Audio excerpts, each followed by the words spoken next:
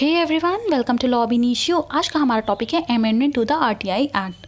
Recent by में हमने देखा कि आरटीआई एक्ट में अमेंडमेंट हुआ है। पहले हम जान लेते हैं कि सुप्रीम कोर्ट ने in state of UP versus Raj Narayan held किया था कि right to know as a right inherent in fundamental right to freedom of speech and expression guaranteed under article 19(1)(a) of the constitution. State of UP versus Raj Narayan के case में held किया गया था कि right to no एक हमारा fundamental right है, ठीक है, और जो किसके अंदर आता है, right to freedom of speech and expression के अंदर।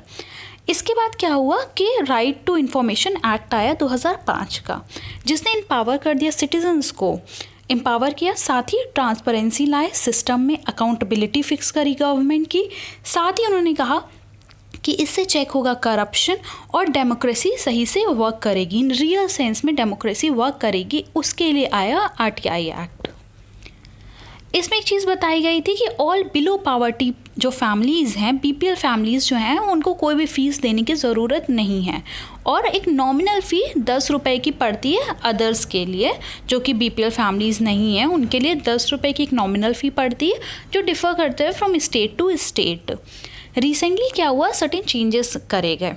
उसमें जो पहला चेंज है वो ये है कि अब जो चेंज है वो ये है कि सेंट्रल गवर्नमेंट ने कहा है कि जो भी सैलरीज़ हैं या जो भी सर्विस कंडीशन है इंफॉर्मेशन कमिश्नर की, वो कौन फिक्स करेगा, सेंट्रल गवर्नमेंट।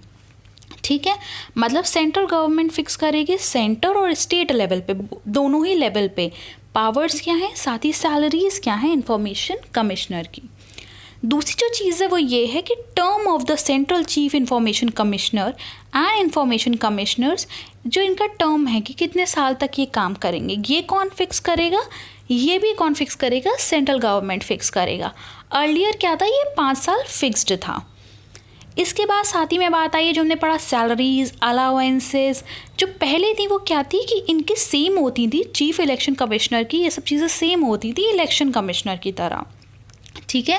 लेकिन अब क्या हुआ, अमेंडमेंट ने कहा कि ये वैसा होगा जैसा कि सेंट्रल गवर्नमेंट फिक्स करती है।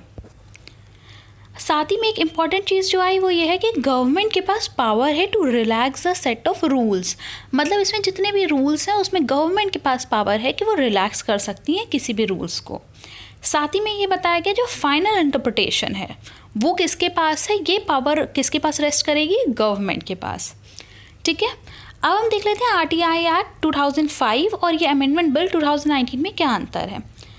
अंतर ये है कि पहले बताया गया था कि चीफ इंफॉर्मेशन कमिश्नर और इंफॉर्मेशन कमिश्नर ये कितने समय तक होल्ड करेंगे अपना ऑफिस, 5 इयर्स तक।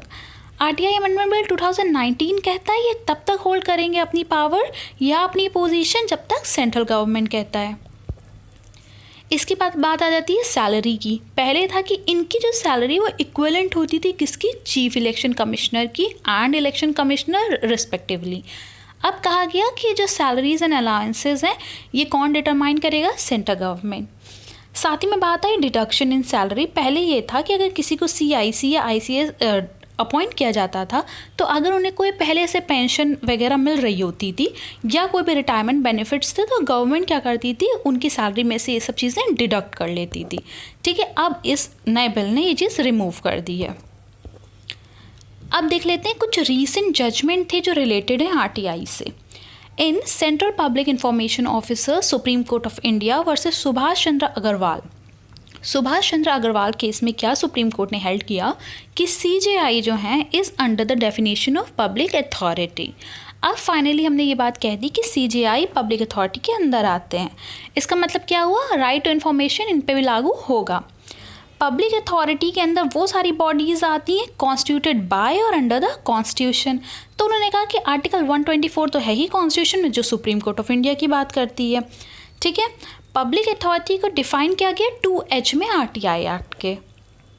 यहाँ पे कुछ हाइलाइट्स थे जजमेंट के, जिसमें कहा गया कि अगर सुप्रीम कोर्ट पब्लिक अथॉरिटी है, ठीक है, तो सीजीआई भी उसी का पार्ट एंड पार्सल है। Hence if the Supreme Court is public authority so is the office of CJI, ठीक है। पहली बात ये हुई। साथ ही उन्होंने कहा कि जुडिशरी जो है जो वो टोटल इंसुलेशन में नहीं है, वो एकदम अलग नहीं है कि वो अलग काम कर रही है। एट द एंड वो डिस्चार्ज तो वही कर रही है ना, जो पब्लिक ड्यूटी है उसकी, इंजॉय वही चीज़ें कर रही हैं जो उसको कॉन्स्टिट्यूशनल पोस्ट ने दी हैं, तो इसलिए इनको भी इसके लिए लायबल माना जाएगा। हाउएवर कोर्ट ने ये भी कहा कि राइट टू प्रिवेसी और ट्रांसपेरेंसी में एक बैलेंस देखना चाहिए, ठीक है, इन दोनों में हमें बैलेंस बना के चलना पड़ेगा। साथ ही ये भी कहा कि आरटीआई को सर्विलेंस का एक टूल मान के ना चलें, जुडिशियल इंडिपेंडेंस को भी ध्यान में रखना पड़ेगा हमें, ठीक है। दो इम्पॉर्टेंट बातें जिसमें ध्यान रखनी है वो ये है कि इन्होंने कहा कि जो अपॉइंटमेंट ऑफ जजेस होता है वहाँ इन्होंने हेल्ड किया कि सुप्रीम कोर्ट को नाम बताने पड़ेंगे कि ठीक है क्या क्या नाम आए थे एज अ रिकमेंडेशन, लेकिन उन्हें रीज़न नहीं बताने पड़ेंगे कि उन्होंने किसको अपॉइंट किया, क्यों अपॉइंट किया, ठीक है। Only the names of the जजेस recommended by the collegium for appointment can be disclose, not the reasons. पहली बात ये है। दूसरी ये है कि इन्फॉर्मेशन जो सेक्शन 8 में प्रोटेक्टेड है वो यहाँ पे डिस्क्लोज नहीं की जाएगी। सेक्शन 8 क्या बात करता है? सेक्शन 8 ये बात करता है कि कुछ ऐसे रिलेशन होता है जिसका कोई भी कुछ ऐसी इन्फॉर्मेशन है जिसका पब्लिक इंटरेस्ट से कोई लेना देना नहीं है, पब्लिक एक्टिविटी से कोई लेना देना नहीं है, और अगर हम उस पे बात करते हैं तो ये हो जाता है किसी की प्रिवेसी में इन्वेजन करना, ठीक है। तो उन्होंने कहा कि इसे डिस्क्लोज करने का कोई फ़ायदा नहीं होता, इसे सिर्फ तभी डिस्क्लोज किया जाएगा जब कोई एपलेट अथॉरिटी ऐसा मानती है कि हमें इसको डिस्क्लोज करना चाहिए क्योंकि ये पब्लिक इंटरेस्ट में है। इसके बाद एक और इम्पॉर्टेंट केस आया रिसेंट बाय में, DAV college trust and management society versus director of public instructions. इन्होंने हेल्ड किया कि वो एनजीओ जो रिसीव करते हैं फंड फ्रॉम गवर्नमेंट वो आ जाएंगे आरटीआई के अंडर में, ठीक है। तो ये अमेंडमेंट किया गया आरटीआई में।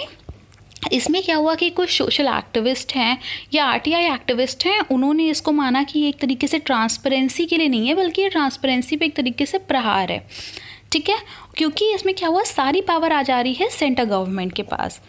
तो इससे उस तरह के किसी भी इंस्टीट्यूशन ने, एनजीओस ने, पब्लिक एक्टिविस्ट ने उन लोगों ने इसे सही नहीं माना है। Thank you.